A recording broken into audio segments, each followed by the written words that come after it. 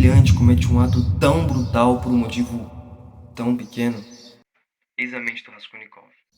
Olá galera, tudo bem? Vitor Gabriel aqui mais uma vez, e hoje vamos trazer um tema muito interessante, que foi a inteligência do Raskolnikov quando vira arrogância.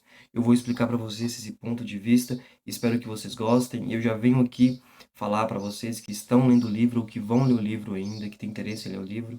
Eu, particularmente, não gosto de spoilers, então eu já vou explicar aqui para vocês que provavelmente, bem provável, óbvio, vai ter spoiler aqui sobre o Raskolnikov, sobre todo o livro, e eu não quero que isso estrague a sua experiência com o livro.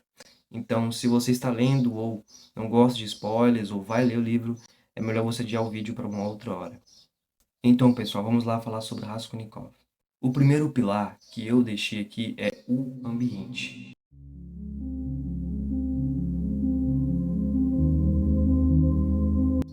O primeiro pilar, galera, é o ambiente.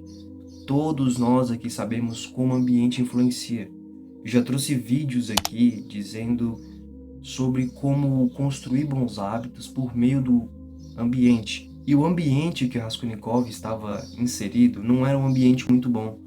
Como você pode perceber, o Raskolnikov morava num cubículo. Cubículo é o quê? Um lugar bem apertadinho, bem pequeno, bem compacto para que ele possa morar. Se eu não me engano, ele subalugava esse cubículo. Né? Vocês podem me corrigir se eu estiver errado. Pois então, o ambiente que Raskolnikov estava inserido era propício para que ele começasse a pensar dessa maneira, para que ele começasse a culpar as circunstâncias, porque Raskolnikov começou a apontar culpa para as coisas, para o modo de vida que ele tinha. Ele saía do cubículo dele, andava pelas ruas de São Petersburgo, olhava aquelas tabernas, aqueles beberrões, aquela rua fétida, talvez por falta de saneamento básico, e aquela coisa toda, e a mente da pessoa viver num lugar tão, talvez deplorável, né? Porque, na verdade, nem é tão assim, né, cara? Eu pesquisei São Petersburgo, na época em que Dostoiévski escreveu esse romance, e na minha mente, ao ler na minha mente, cara, ao ler o livro de Dostoiévski, né, O Crime e Castigo, eu olhava para São Petersburgo como um lugar totalmente fétido, ruim, sabe? Um lugar deplorável, que tem muita falta de saneamento básico. Mas eu acho que o Raskolnikov morava no lugar mais pobre realmente da cidade, e por isso que ele se encontrava nesse ambiente. Mas o ambiente, a miséria em que as outras pessoas viviam, a realidade que ele via, afetou ele. E esse pode ter sido um dos motivos para que a gente vai desenvolver aqui. Então, coloque na sua mente, o ambiente que Raskolnikov estava inserido viu grande efeito sobre ele. Né? Ele culpava tudo. Ele culpava o quartinho dele. Ao invés de usar o quartinho dele para estudar, ao invés de usar o que ele tinha para fazer o melhor que ele podia, ele culpava as coisas, né?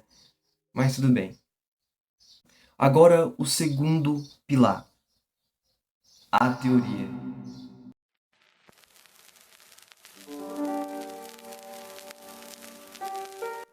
O Raskolnikov era um cara muito inteligente, todos nós sabemos disso. Muitos dos personagens do próprio livro do Crime e Castigo apontam, se referem ao Raskolnikov como alguém inteligente. Você vai encontrar muito disso no livro, se você for ler. Então, o Raskolnikov talvez se sentia isolado, se sentia deslocado, né? Por compreender talvez mais algumas pessoas, por ser mais letrado talvez do que algumas pessoas. E ele se sentia mais isolado, mais deslocado. A inteligência dele o fazia sentir mais longe daquelas outras pessoas. Então, o Raskolnikov criou uma teoria. Quando a gente entra no livro, essa teoria já foi criada, entende? Se eu não me engano, a primeira vez que a gente tem contato com esse artigo que o Raskolnikov fez, foi na primeira vez que ele teve contato com Porfiri Petrovich, que se eu não me engano era o juiz de instrução, né? O parente do Razumikin, que era o amigo do Raskolnikov. Então, esse cara pergunta o Raskolnikov sobre o artigo. E o Raskolnikov começa a explicar para ele do que se tratava aquela teoria, né? Então, eu vou tentar explicar para vocês também do que se trata ela. A teoria do Raskolnikov é assim: se baseia nos ordinários e no extraordinário. Eu vou explicar da forma mais básica e simples. Os ordinários são as pessoas que seguem a lei as leis que foram impostas pelo Estado, as leis que foram impostas pelo governo. O papel deles é servir e seguir e obedecer às coisas que são impostas diante deles. Então, eles são os piolhos da humanidade, os homens comuns. Raskolnikov se refere a eles como piolhos, entende? Então, esses são os ordinários, cujo papel é obedecer. E tem os extraordinários, que são as pessoas que têm a visão, como posso dizer, uma visão avançada. As pessoas que querem avançar com seus ideais, que querem avançar com seus pontos de vista. As pessoas que passam por cima das leis, passam por cima da moral para fazer o que se deve ser feito. Né? As pessoas que passam por cima do bem e do mal para fazer aquilo, passam por cima das leis que foram impostas pelo Estado. Porque as leis, elas são isentas de leis. As leis não funcionam para elas, as leis não servem para elas, porque elas podem passar por cima das leis. Alguns exemplos de pessoas extraordinárias é o Napoleão Bonaparte, né? Um exemplo desses extraordinários. Por isso que eles passaram por cima das leis para impor sobre eles a sua ideia, o seu ponto de vista, né? E foi isso que o Raskolnikov construiu, essa teoria. E isso foi uma simples, né, a mais simples explicação sobre essa teoria do Raskolnikov. Terceiro pilar, a realização.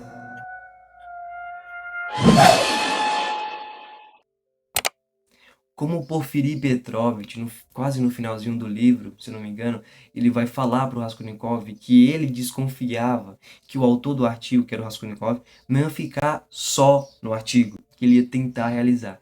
E sim, o Raskolnikov achava que ele fazia parte dos extraordinários e que ele tinha o Napoleão dentro de si. Talvez o Raskolnikov tenha sentido uma liberdade antes dessa miséria em que ele foi inserido. E talvez ele queria voltar a sentir essa liberdade novamente. Então, o que ele fez? Ele encontrou uma maneira de mudar as suas circunstâncias. Ele encontrou uma maneira de retomar essa liberdade. Que foi assassinar uma velha agiota eu não vou falar o meio que ele usou para assassinar. Ela foi por machadada, né? Já falei. Então, ele usou esse meio para sentir-se liberto novamente. Porque ele estava sendo incentivado pelo sentimento que ele era um Napoleão, que ele fazia parte de um César o Grande, que ele pensava como eles e queria impor sobre os ordinários a sua decisão. Talvez ele não pensava em mudar o mundo, mas mudar pelo menos a sociedade em que ele vivia, mudar talvez a sua cidade e impor sobre eles a sua visão de mundo. E este foi o que Raskolnikov fez. Ele realmente fez isso, ele realmente foi e fez aquilo com a velha. Já podemos saber que Raskolnikov se sentia deslocado, se sentia isolado, pela sua inteligência, talvez pelo seu modo de pensar. E isso fez ele construir essa teoria e ter força para realizá-la. Ele, sem dúvidas, usou muito bem o primeiro pilar que eu disse, o ambiente, como pretexto para confirmar o que ele já pensava, que era ser o Napoleão Bonaparte. Então, ele queria ter certeza de que ele se tratava de um extraordinário. Então, o ambiente em que ele estava inserido, a miséria em que ele estava inserido, foi somente um pretexto, ou talvez um submotivo, um motivo secundário para que ele possa ter feito aquela atrocidade com a coitada da velha. Quarto pilar, a realidade. O Raskolnikov, ao fazer aquele ato, ele sente um pouco de liberdade, sim. Ele sente um pouco de liberdade, mas essa liberdade vai minguando. Enquanto a liberdade vai minguando, a sua angústia, a culpa que ele sentia pela morte da velha vai aumentando cada vez mais. Isso vai destruindo o psicológico do Raskolnikov. Isso vai destruindo, cara, tanto metacognitivamente, tanto mentalmente, fisicamente. O Raskolnikov se sente abalado pela culpa que ele sentia por ter matado esqueci o nome da velha. Aliena Ivanova, se não me engano é o nome da velha. Então ele começa a sentir essa culpa. E ao sentir a culpa, o Raskolnikov começa a perceber de que ele poderia não se tratar, de que ele poderia não ser um extraordinário. Ele começa a perceber que ele poderia não ser alguém que ele pensava que ele era. Porque se fosse, não teria sentido aquela culpa deliberada, não teria sentido aqueles delírios, aquela coisa febril, aquele ar sorumbático, aquela coisa mórbida, sabe? O olhar do Raskolnikov estava mórbido, doentio, ele sonava triste, melancólico. E era esse o Raskolnikov, pálido. Ficava dias e dias dentro do seu cubículo, sem encontrar com ninguém, só deitado na cama, sem comer nada. Então o psicológico do Raskolnikov foi sendo despedaçado pela culpa que ele sentia e por também a vergonha e também pela raiva e de não aceitar talvez como um conflito de identidade, de não aceitar talvez que ele não se tratava de um Napoleão. Então, mas isso vai demorar muito ele perceber de que não se tratava, ele aceitar realmente essa ideia. E isso já é conteúdo para um outro vídeo. E foi isso, galera. Olha para você ver como a inteligência do Raskolnikov, o talvez compreender mais, foi sentir que ele poderia mais do que os outros. E levou ele ao erro, né?